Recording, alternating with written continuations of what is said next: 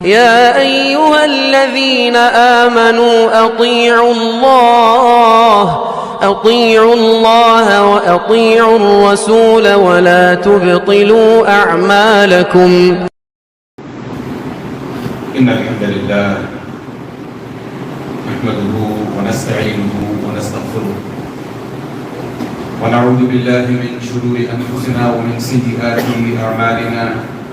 من يهد الله فلا مضل له ومن يضلل فلا هادي له وأشهد أن لا إله إلا الله وحده لا شريك له وأشهد أن محمدا عبده ورسوله صلى الله عليه وسلم تسليما كثيرا. يا أيها الذين آمنوا اتقوا الله حق تقاته ولا تموتن إلا وأنتم مسلمون.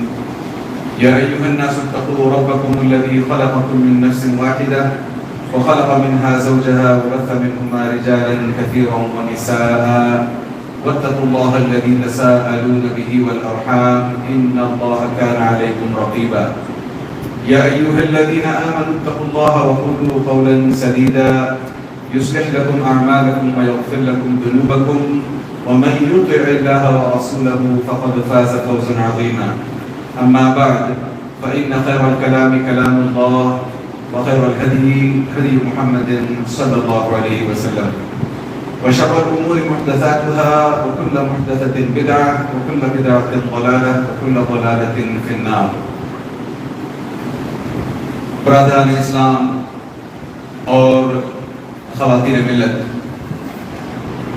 ہم تمام پر اللہ عز و جل کے بے شمار احسانات ہیں کہ اگر ہم اللہ عز و جل کے احسانات کا شکر ادا کرنے کے لیے بیٹھ جائیں تو ہماری اپنی ساری زندگیاں ختم ہو جائیں مگر اللہ عز و جل کے انعامات کا سلسلہ، احسانات کا سلسلہ، بلکہ ان کی کاؤنٹ ختم نہ ہو.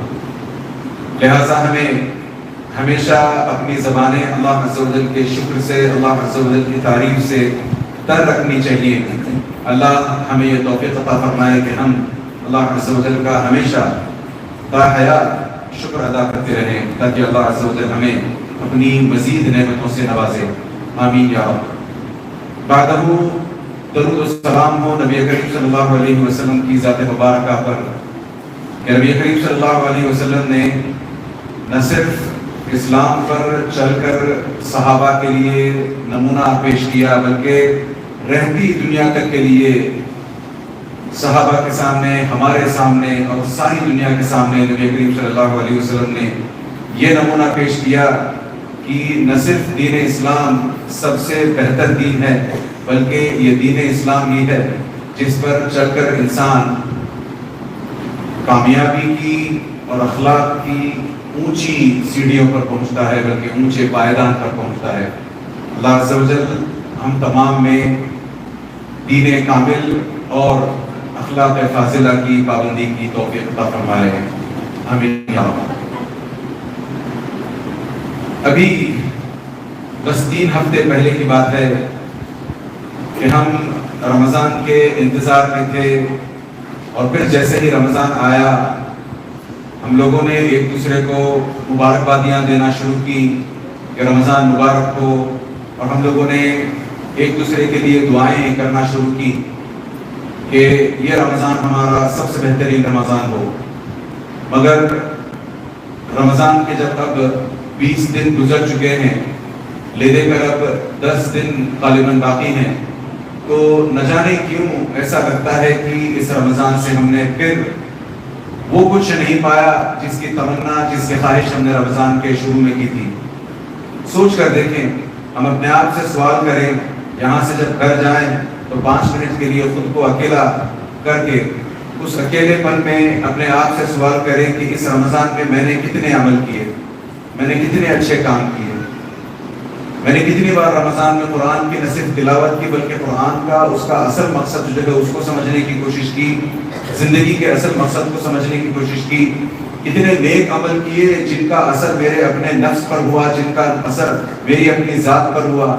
پھر اسی طریقے سے اپنے آپ سے یہ سوال کرنے کی کوشش کریں کہ کون سی بری چیز ہے جو میں نے اس رمضان چھوڑی ہے اور میں یہ تہیہ کرنے کے لیے یہ طے کرنے کے لیے، یہ اپنے آپ سے وعدہ کرنے کے لیے تیار ہوں کہ یہ جو چیز میں نے چھوڑی ہے صرف رمضان کی خاطر ہے، رمضان کے مہینے میں نہیں چھوڑی بلکہ رمضان کے بعد بھی اس چیز پر لگا رہوں گا۔ اس تعلق سے ہم اپنے آپ سے سوالات کرتے رہیں کہ کون سا ایسا اخلاقی عمل ہے جو میں نے اس رمضان اپنایا ہے، کون سے ایسے اچھے اخلاق ہیں جو میں نے اس رمضان اپنائے ہیں جو میں رمضان کے بعد بھی نہیں چھوڑنا پسند کروں گا۔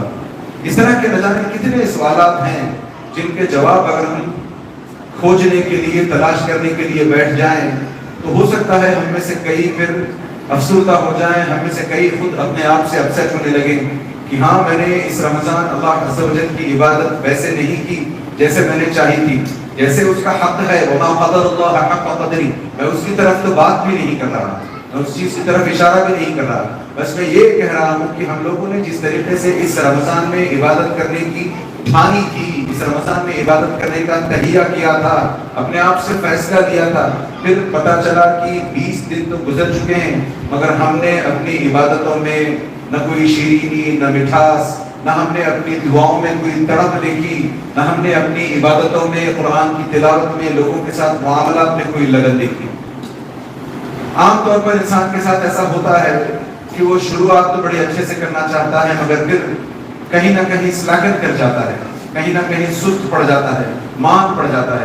اصل میں اس کے پیچھے ایک بہت بڑا کارن ہے، اس کارن کی طرف میں ہلکا سا اشارہ ہی کر سکتا ہوں کیونکہ یہ کارن پھر رمضان میں نہیں، رجب کے مہینے میں ہمارے سامنے آنا چاہیے تھا، کیونکہ ہمارے اسلاف رمضان کی تیاری رمضان ڈے 1 سے نہیں کرتے تھے بلکہ رجب ڈے 1 سے شروع کیا کر لیتے تھے۔ یعنی جیسے ہی ان لوگوں نے، ہمارے اسلاف نے رجب کا چاند دیکھ لیا، وہاں سے نہ صرف اپنے آپ کو تیاری میں لگواتے تھے رمضان کی بلکہ اس حساب سے دعائیں بھی کیا کرتے تھے کہ اے اللہ عز و جل ہمیں رمضان، ایک اور رمضان دلا دیجیے، اور اس حساب سے اپنا مائنڈ سیٹ بھی وہ لوگ تیار کرتے تھے، مینٹلی اپنے آپ کو پریپیئر کرتے تھے رمضان سے بہت پہلے، رجب کا مہینہ، پھر اس کے بعد شعبان کا مہینہ۔ ان 2 مہینوں میں ہم اگر پوری طریقے سے تیاری کر لیتے رمضان کے لیے، مینٹلی، فزیکلی، اسپرچولی، تب ہمارے شاید رمضان کی حالت کچھ اور ہوتی۔ اللہ المستعان، ہمارے ساتھ معاملہ ایسا ہے کہ ہم رمضان ہی کے مہینے میں پھل جوتنا چاہتے ہیں، کھیتی کرنا چاہتے ہیں، بیج بونے کے بعد، اور پھر اس کے پودے سے اس کو پیڑ بنا کر اسی رمضان ہم پھل کھانا چاہتے ہیں۔ یہ غیر ممکن سی بات ہے۔ لہٰذا کوشش یہ کریں گے کہ آنے والے رمضان جو ہے انشاءاللہ تعالیٰ اگر ہماری زندگیاں اللہ عز و جل باقی رکھیں تو رجب کے مہینے سے ہم رمضان کی تیاریاں شروع کر لیں۔ اچھا، اس کا یہ مطلب بالکل بھی نہیں ہے کہ اگلے 10 دن کو ہم ایسے ہی جانے دیں۔ عام طور پر ہمارے ساتھ ایسا معاملہ ہوتا ہے، ہم میں سے کئی ہیں جو اس طریقے کا، اس نہج کا، اس میتھڈ کا، اس پریکٹس کا شکار ہوتے ہیں کہ اگر ہم سے کوئی چیز اچھے سے نہیں ہو رہی، 1 بار 2 بار 3 بار، 1 دن 2 دن 3 دن ٹرائی کر لیا، ہم نے دیکھا کہ وہ چیز اچھے سے نہیں ہو رہی ہے تو اس کو ٹال دیتے ہیں، ٹھیک ہے اگلی مرتبہ دیکھا جائے گا۔ ایگزامس میں بھی یہی معاملہ ہوتا ہے، 2-4 پیپر کیا برے چلے گئے، پھر انسان اپنے آپ سے خوف محسوس کرنے لگتا ہے، اوب جاتا ہے، پھر کہتا ہے نہیں میں اگلے سپلیمنٹری میں دیکھ لوں گا۔ ہمیشہ معاملہ ہمارے ساتھ یہی ہوتا ہے، کوئی بزنس فیل ہوتا ہے، اسی کو دوبارہ نئے سرے سے اسی وقت شروع کرنے کے بجائے، اسی میں دوبارہ جان پھونکنے کی بجائے ہم کہتے ہیں نہیں کوئی اور چیز ٹرائی کر لوں گا۔ یہ ہمارے اندر ہوتا ہے۔ اس چیز کو ہم اپنے تعلق سے، خاص طور سے رمضان کی عبادات کو، رمضان کے مہینے کو لے کر کے ایسا سوچنے سے اپنے آپ کو بچائے رکھیں، کیونکہ دراصل شیطان ہم سے چاہتا ہی یہی ہے کہ اگلے جو 10 دن یا 10 راتیں ہیں ہمارے سامنے، ان میں ہم پوری طریقے سے سلاکت کر جائیں، پوری طریقے سے آرام کرنے لگے، یہ سوچ کر کہ چلے اگلا رمضان جب آئے گا تب دیکھ لیں گے۔ سوچ کر دیکھیں ہمارے اپنے کتنے ایسے دوست، احباب، ساتھ اٹھنے بیٹھنے والے، پڑوسی، رشتہ دار ہیں جو پچھلے رمضان تک تو ہمارے ساتھ تھے مگر اس رمضان ہمارے ساتھ نہیں ہیں۔ اللہ عز و جل نے انہیں اپنے پاس بلا لیا ہے، یا پھر یوں بھی تو ہو سکتا ہے کہ کچھ لوگ ہمارے ساتھ ضرور ہیں مگر ان کی صحت رمضان میں ان کا ساتھ نہیں دیتی، وہ چاہتے ہوئے بھی رمضان کے روزے رکھ نہیں پاتے۔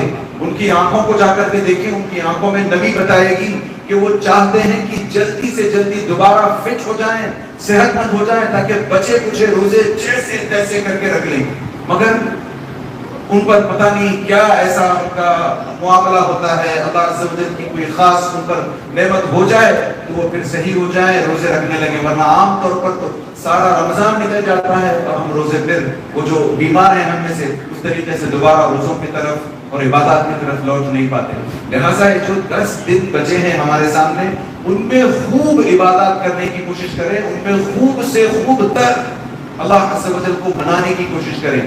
دیکھیں نبی کریم صلی اللہ علیہ وسلم کی ایک روایت آتی ہے، ابو ذر الغفاری اس کے راوی ہیں، امام المنذری کی اپنی الترغیب و ترہیب میں روایت ہے، نبی کریم صلی اللہ علیہ وسلم کہتے ہیں من احسن فیما بقی غفر فیما مضى او غفر له فیما مضى، من احسن فیما بقی غفر له فیما مضى ومن اساء فیما بقی اخذ بما مضى وما بقی۔ یعنی نبی کریم صلی اللہ علیہ وسلم کچھ اس طریقے سے کہتے ہیں کہ اپنی بچی کچی زندگی میں، یا پھر ہم اس کو رمضان پر محمول کر لیں، رمضان کے حساب سے سوچیں کہ جو بندہ بچے کچے رمضان میں اچھے سے اچھا عمل کرنے کی کوشش کرے، پھر اللہ عز و جل اس کے پچھلے گناہوں کو، اس نے جو رمضان میں سلیکننگ کی ہے، جو رمضان میں اس سے قصور ہوئے ہیں، جو چوک ہوئی ہے اس سے، شارٹ کمنگز ہوئی ہیں اس سے، ان کو اللہ عز و جل معاف کر لیتے ہیں۔ پھر غفر له ما مضى وما بقي، یعنی آنے والے جو دن ہوتے ہیں ان میں بھی جو کچھ ہم سے قصور ہو، شارٹ کمنگز ہو، وہ بھی انشاءاللہ تعالیٰ معاف ہو جاتے ہیں، اور جو پیچھے ہم سے چھوٹ گئے، جو ہم سے قصور ہو گیا، جو تکلیفیں ہم سے ہوئی، جو ہم سے شارٹ کمنگز ہوئی، ان کو اللہ عز و جل معاف کرتے ہیں۔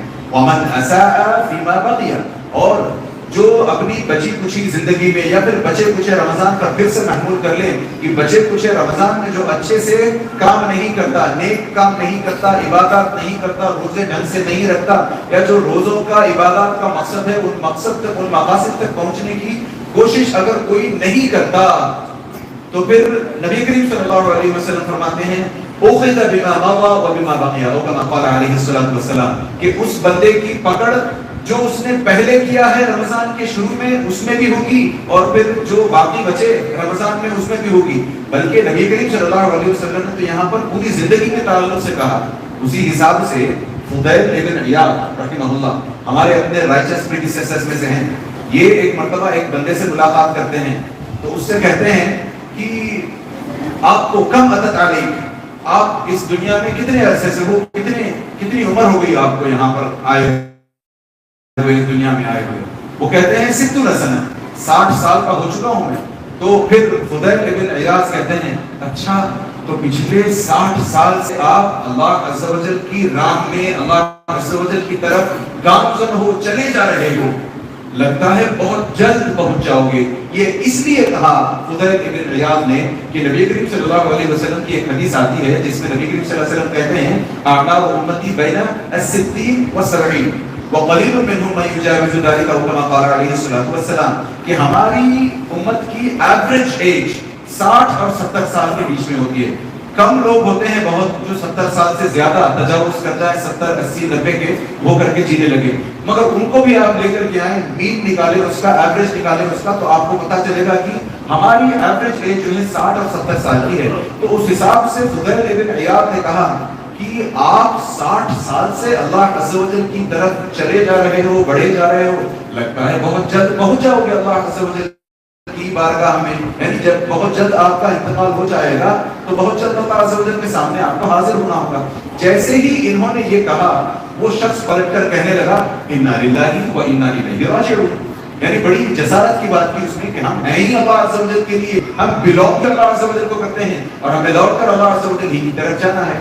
تو انہوں نے پلٹ کر کہا فضیل نے کہ اچھا تم یہ آیت پڑھ تو، تم نے یہ آیت پڑھ تو دی، کیا تم اس کا معنی، اس کی تفسیر بھی سمجھتے ہو، مطلب بھی جانتے ہو اس کا؟ تو اس بندے نے کہا کہ دیکھیں ہم اللہ عز و جل کے لیے ہیں، ہم اللہ عز و جل ہی کی طرف لوٹ کر جانے والے ہیں۔ ہم میں سے کئی لوگ اس دفعہ اس طریقے سے جب کسی کا انتقال ہوتا ہے تو یہ پڑھتے ہیں انا للہ و انا الیہ راجعون۔ اس کا مطلب کیا ہے؟ اس کا مطلب فضیل ابن عیاض نے یہاں پر سمجھانے کی کوشش کی ہے۔ انہوں نے کہا کہ دیکھو، جب تمہیں پتا ہو کہ تم اللہ عز و جل کے لیے ہو اور اللہ عز و جل کی طرف واپس لوٹ کر جانے والے ہو، تو تمہیں یہ بھی پتا ہونا چاہیے کہ تمہیں اللہ عز و جل کے سامنے کھڑے ہونا ہے ایک دن۔ ایک دن آئے گا جب تمہیں اللہ عز و جل کے سامنے کھڑے ہونا ہوگا. کسی انسان کے قدم اس وقت تک ہل نہیں پائیں گے جب تک اللہ عز و جل سے جو سوالات پوچھنا چاہتے ہیں, ان کے جو جوابات اللہ عز و جل چاہتے ہیں, وہ جب تک ہو نہ جائے تب تک اللہ عز و جل کے سامنے سے ہل نہیں پاؤ گے. وہاں کھڑے ہونا ہوگا, اور کھڑے ہونے کا صرف یہ مطلب نہیں ہے کہ بس کھڑے رہو. اس کے بعد پھر سوالات ہوں گے, اور ان سوالات کے اگر تم جانتے ہو کہ اس میں سوالات ہونے والے ہیں تو تمہارے لیے ضروری ہے کہ ان سوالات کی تیاری کرو. بتاؤ تم نے کیا تیاری کی ہے؟ کوئی تیاری ہے بھی؟ تو اس طریقے سے جب انہوں نے کہا تو اس شخص نے پلٹ کر کہا آپ بتائیں پھر اب کیا ہونا چاہیے, کرنا کیا چاہیے مجھے؟ میں پچھلے 60 سال سے تو بس ایسی زندگی گزارا چلا جا رہا ہوں, اب بتائیں مجھے کرنا کیا چاہیے. فضل کیا؟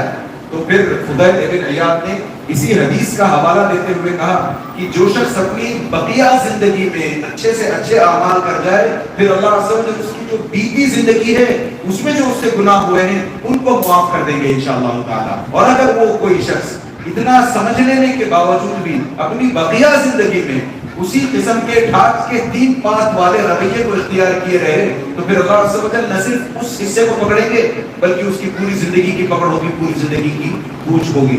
لہٰذا احساس کریں, ہم سب کو احساس اس بات کا ہونا چاہیے کہ ہاں ہم سے غلطیاں ہوئی ہیں, ہم رمضان میں اس طریقے سے عبادتیں اللہ عز و جل کی نہیں کر پائے جس طریقے سے ہمیں کرنی چاہیے تھی اللہ عز و جل کی عبادتیں. مگر یاد رکھیں ہم دودھ کے دھلے نہیں ہیں. ہمیں سے کوئی ایسا نہیں ہے جو ہاتھ اٹھا کر کے کہے کہ میں انفیلیبل ہوں, مجھ سے گناہ نہیں ہوتے. ادھر نبی کریم صلی اللہ علیہ وسلم تھے جن کے تعلق سے ہمارا عقیدہ ہے کہ معصوم عن الخطا ہے, اور آپ کے پچھلے اگلے گناہ سب معاف ہو گئے تھے.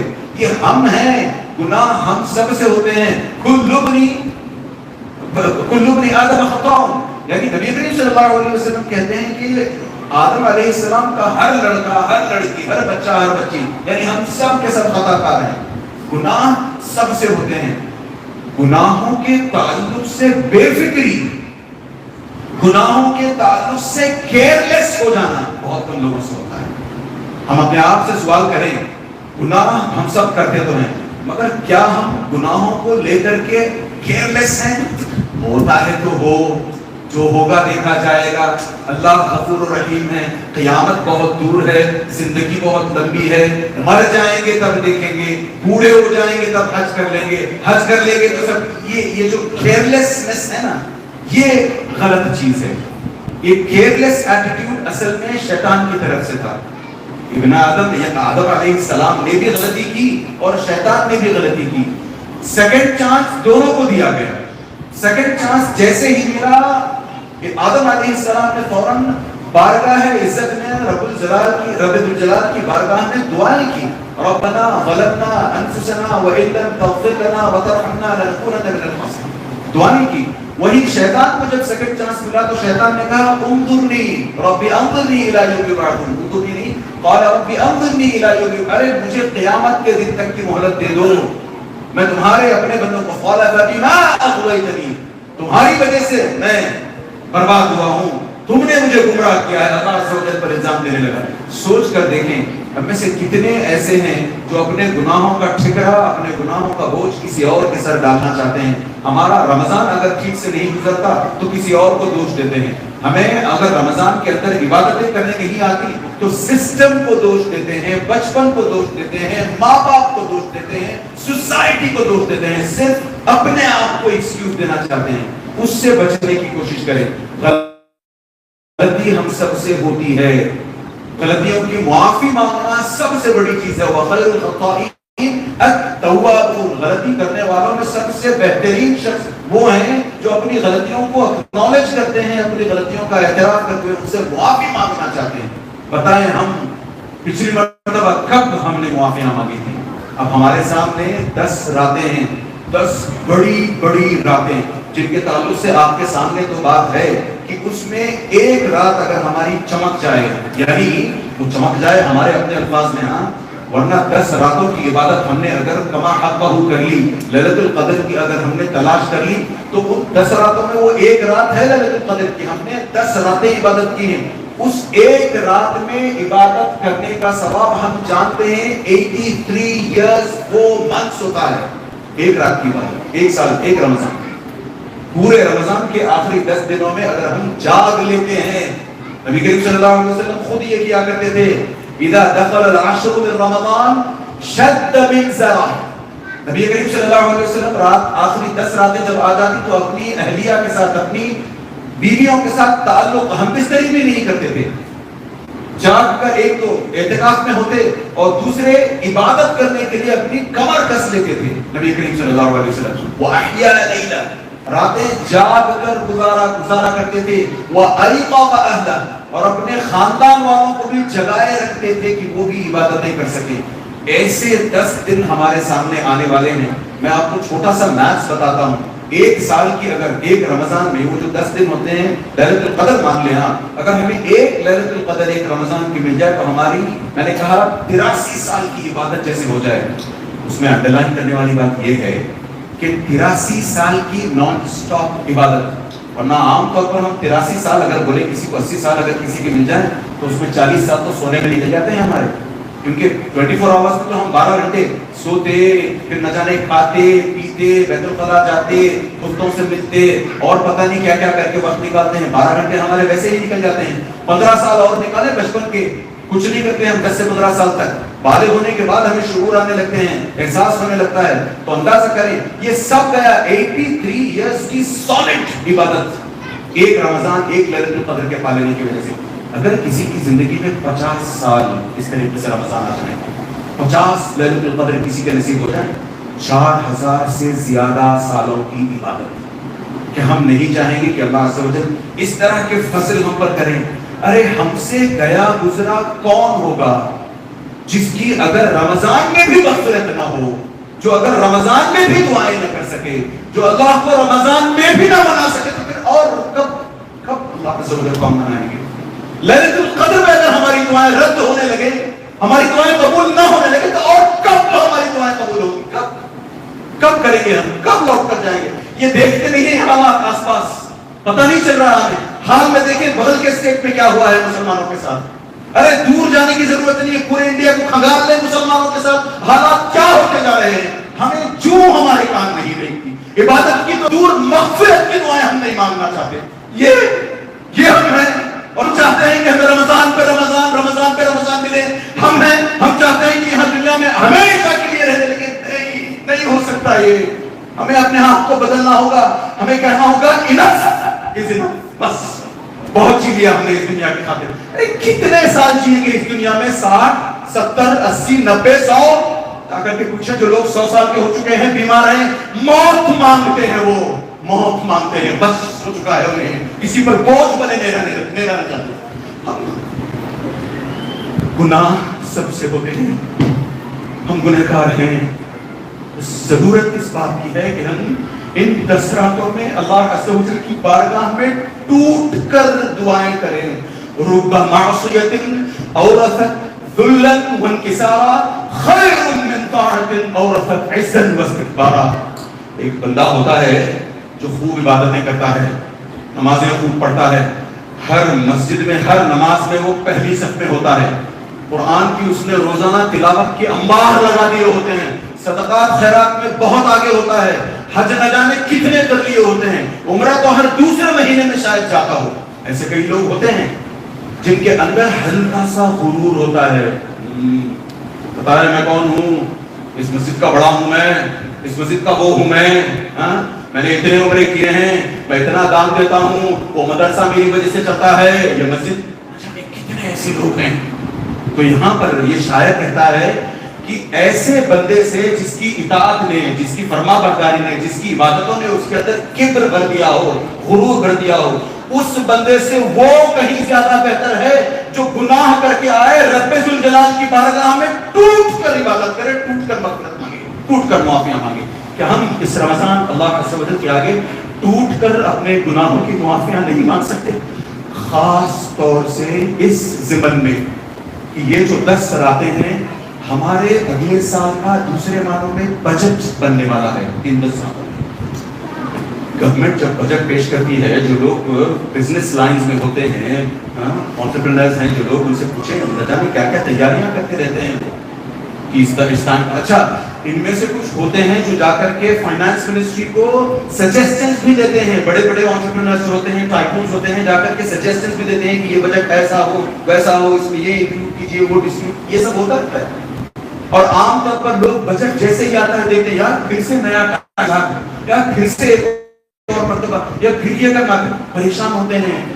یہاں دیکھیں اللہ عز و جل سورۃ الدخان کی آیت ہے, میں اپنی طرف سے نہیں کہہ رہا, فیہا یفرق کل امر حکیم. یہ لیلۃ القدر ان 10 راتوں میں ایک ایسی رات ہے جس میں ہمارے اور آپ کے اگلے سال کے سارے افیئرز طے ہونے ہیں. اگر ہم میں سے کوئی ہے جو جاب چاہتا ہے اس سال, اگر ہم مانگیں اے اللہ مجھے اس سال کسی بھی صورت جاب دلا دیجیے, میں تڑپ رہا ہوں اپنے ماں باپ کی خدمت کرنے کے لیے, میں ان کے میڈیکل بلز کو لے کر پریشان ہوں, میرے پاس پیسہ نہیں ہے, میرا کوئی بزنس نہیں چلتا, میرا کوئی کاروبار نہیں ہے, میرا کوئی, مانگیں اللہ عز و جل سے. کسی کی شادی نہیں ہوئی ہے, شادی کے لیے تڑپ رہے ہیں, اللہ عز و جل سے مانگیں.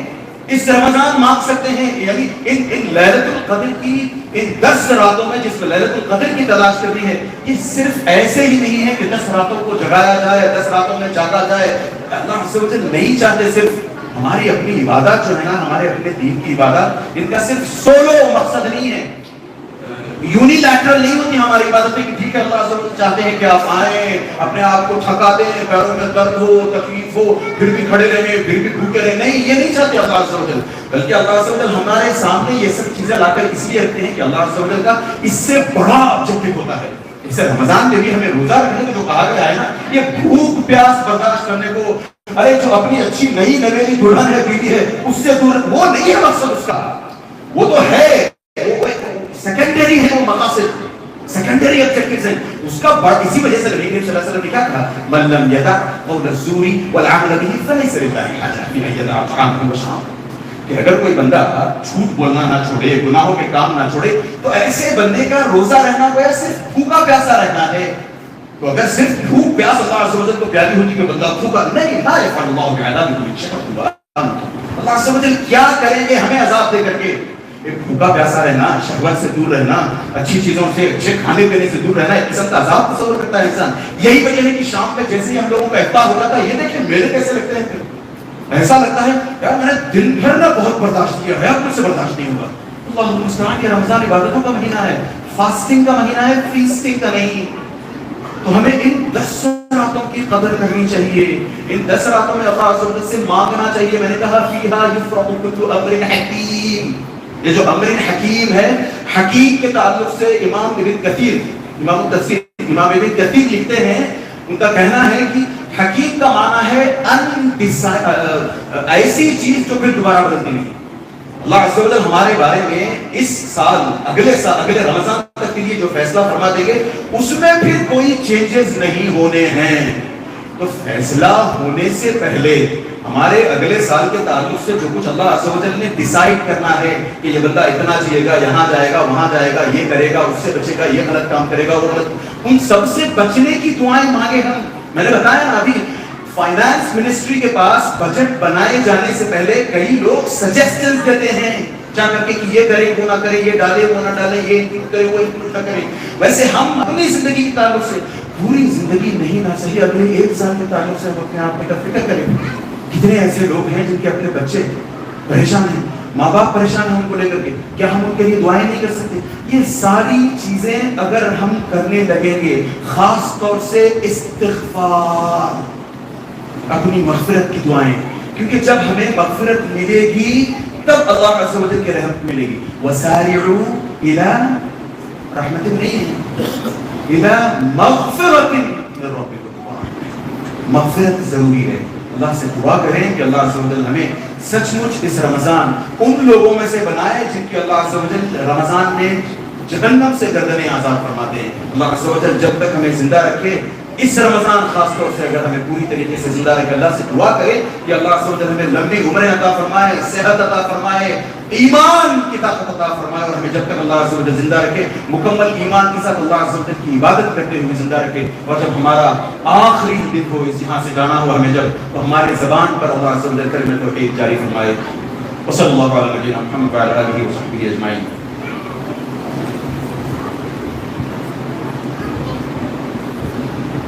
الحمدللہ والصلاة والسلام علی من لا نبی بعدہ. ابو موسیٰ الاشعری رضی اللہ عنہ کا کہنا ہے کانا لنا امانات، ہماری اپنی زندگیوں میں ہمارے پاس دو سیکیورٹیز ہوا کرتی تھی. انشورنس دو ٹائپ کا ہماری اپنی زندگیوں میں. امان کا مطلب سیکیورٹی ہوتا ہے. انشورنس بڑی جلدی سمجھ میں آتا ہے ہمیں، اس وجہ سے میں نے انشورنس کا لفظ استعمال کیا ہے، اور یہاں پر غلط بھی نہیں ہے، وہ دیکھیں سوچ کر کے.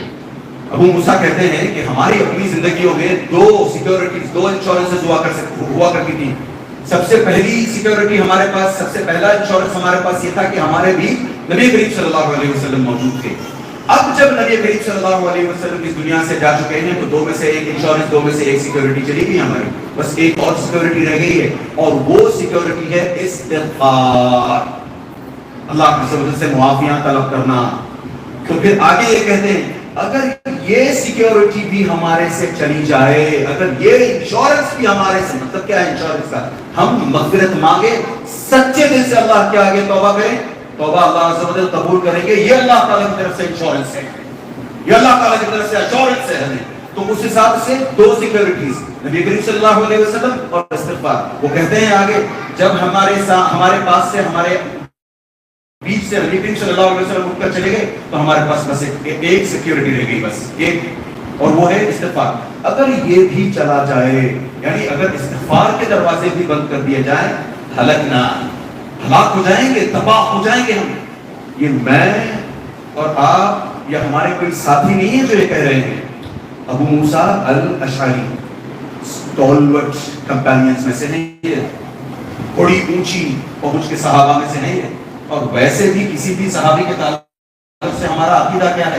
رضی اللہ عنہ ورضوا عنہ، کہ اللہ عز و جل ان سے راضی ہیں. ارے جن سے اللہ عز و جل راضی ہیں وہ یہ کہتے ہیں کہ اگر ہمیں استغفار کا ملے، استغفار کے دروازے بند ہو جائیں تو ہم تباہ ہو جائیں گے، برباد ہو جائیں گے.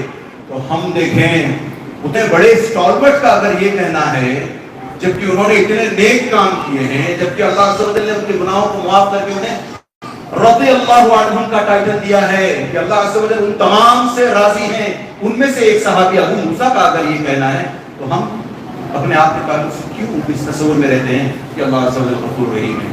کیوں ہم اپنی عبادتوں کو ٹھیک سے ڈھنگ سے نہیں رہتے؟ کیوں ہم اپنے رمضان کو اس طریقے سے ضائع کرتے جاتے ہیں، بیکار میں جانے دیتے ہیں؟ یاد رکھیں رمضان میں اللہ عز و جل نے ہمیں پہنچا دیا دس سیریز سے. یہ خود اس بات کا ثبوت ہے کہ اللہ عز و جل چاہتے ہیں کہ ہماری معافی ہو. واللہ یرید ان یتوب علیکم. دو نمازیں جب بندہ پڑھتا ہے تو دو نمازوں کے بیچ میں جو گناہ ہوتے ہیں، چھوٹے گناہ معاف ہو جاتے ہیں. دو جمعہ کے بیچ میں جو گناہ ہوتے ہیں اسی طریقے سے دو جمعہ پڑھتا ہے تو بندہ باقی نمازیں پڑھنے کے بعد صرف جمعہ نہیں، دو جمعہ کے بیچ میں جو گناہ ہوتے ہیں اسی طریقے سے معاف ہو جاتے ہیں. اسی حساب سے مسلم کی روایت ہے، اسی حساب سے نبی کریم صلی اللہ علیہ وسلم کہتے ہیں وَرَمَضَانُ إِلَىٰ رَمَضَانُ مُكَفِّرَةٌ مَا بَيْنَهُمْ. ایک رمضان سے لے کر کے دوسرے رمضان تک جتنے بھی گناہ ہوتے ہیں، اگلے رمضان میں ہم نے انٹری کر لی، بس پہنچ گئے، ہم داخل ہو گئے. 20 دن ہو گئے تو داخل ہو گئے. تو اللہ عز و جل ہمارے چھوٹے گناہ ایز اٹ از معاف کر دیے ہیں. بڑے گناہوں کے تعلق سے ہم معافی مانگیں گے تب معاف ہوں گے. خاص طور سے لیلۃ القدر کی تلاش، جیسے میں نے کہا. پھر آگے انشاءاللہ تعالیٰ آپ کے سامنے الگ الگ طریقے سے لوگ علماء آئیں گے، بتائیں گے کہ لیلۃ القدر کی کیا کیا فضیلتیں ہیں. اور آج کل تو واٹس ایپ کا دور ہے، یوٹیوب کا دور ہے، ایک خطبہ یہاں ہوتا ہے، ایک خطبہ وہاں، دوسرا خطبہ وہاں، تیسرا یہاں، تو سب خطبے اپلوڈ ہو کر کے آ جاتے ہیں. آپ کو لیلۃ القدر کی فضیلتیں جاننی ہے تو ان سے کوئی بھی خطبہ سن لیجیے تو آپ کو پتہ چل، ویسے بھی آپ کو پتہ ہوگا. آج کل تو انفارمیشن اوور لوڈ کا دور ہے، ہر قسم کی انفارمیشن ڈول آؤٹ ہوتی رہتی ہے، فنگر ٹپس پر انفارمیشن ملتی ہے. تو جہاں چاہیں جب چاہیں اوتھینٹک انفارمیشن انشاءاللہ تعالیٰ لے سکتے ہیں، حاصل کر سکتے ہیں. بس لیلۃ القدر کے تعلق سے اتنا جانتے چلیں کہ یہ ایسی رات ہے جس میں تنزل الملائکۃ والروح فیہا بإذن ربہم، کہ اس رات میں فرشتے اتنے اترتے ہیں، خود جبریل علیہ السلام کو بھی بھیجا جاتا ہے، اور نہ جانے کتنے انگنت فرشتے آتے ہیں. یعنی کسی بیابان میں چلے جائیں، جتنے پیبلز ہوتے ہیں نا، چھوٹے چھوٹے پتھر، اس سے کہیں زیادہ فرشتے ان راتوں میں اترتے ہیں، امن والی راتیں ہیں، چین والی راتیں ہیں، اور یہ تمام کے تمام فرشتے ہمارے حق میں دعائیں کرنے لگیں گے اگر ہم نیک بنے رہیں، اگر ہم دعائیں کرنے لگے، اگر ہم استغفار کرنے لگے، اگر ہم ليلۃ القدر کی تلاش کرنے لگے۔ اللہ سے دعا کریں کہ اللہ عز و جل ہمیں ليلۃ القدر کی تلاش کرنے کی نہ صرف توفیق عطا فرمائے بلکہ ليلۃ القدر ہمیں عطا فرمائے۔ آپ کے سامنے ایک چھوٹا سا اعلان ہے، اس ذرا غور سے سنتے جائیے گا، پھر انشاءاللہ تعالیٰ اللہ سے دعا کرتے چلیں کہ اللہ عز و جل ہمیں نیک سے نیک بناتا رہے۔ ایک اعلان یہ ہے کہ مسجد سیف سے یہاں پر کچھ ریپرزینٹیٹیوز آپ کے سامنے آئے ہوئے ہیں۔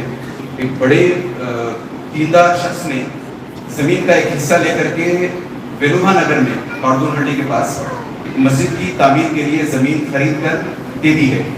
اب اس کو ایکسپینڈ کرنا ہے مسجد کو، اس میں مسجد میں آنے جانے کے لیے کافی تنگی ہو رہی ہے، جس کی وجہ سے جس کے چلتے جو ہے بازو کی جو ایڈجسنٹ لینڈ ہے وہ خرید لی گئی ہے۔